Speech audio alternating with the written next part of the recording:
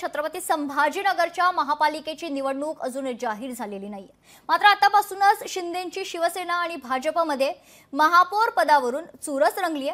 भाजपने महापौर आमचाच होईल असा दावा केलाय, तर शिंदेंच्या शिवसेनेने त्यांना शुभेच्छा देत टोमणाही मारलाय।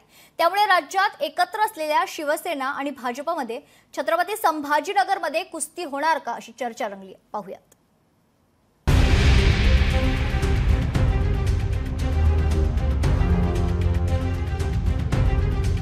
छत्रपती संभाजीनगरात भाजपा सेनेत झोंबाझोंबी।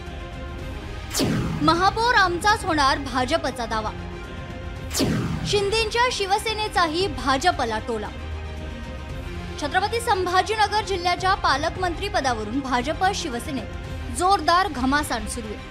हे पालकमंत्री पद शिवसेनेला देण्यात आलं, मात्र त्यानंतर छत्रपती संभाजीनगरचा महापौर कोण बनणार हे निवडणुकीच्या आधीच ठरवलं जाते।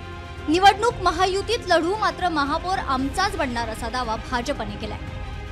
कार्यकर्त्यांची भावना स्वबळावरच असते। कार्यकर्त्याला प्रत्येकाला वाटतं मी लढलं पाहिजे, पण महायुतीचे नेते, भारतीय जनता पार्टीचे नेते जे सांगतील त्याप्रमाणे आम्ही निर्णय घेऊ। पण एक मात्र नक्की की येणाऱ्या काळामध्ये महायुतीचाच महापौर झाला पाहिजे, विशेषतः भाजपचा महापौर झाला पाहिजे, यासाठी आम्ही प्रयत्न करणार आहोत।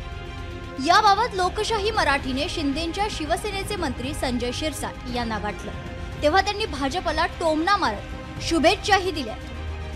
स्थानिक भाजपचे नेते अत्यंत उत्साहात आहेत, जोमात आहेत, जोशात आहेत।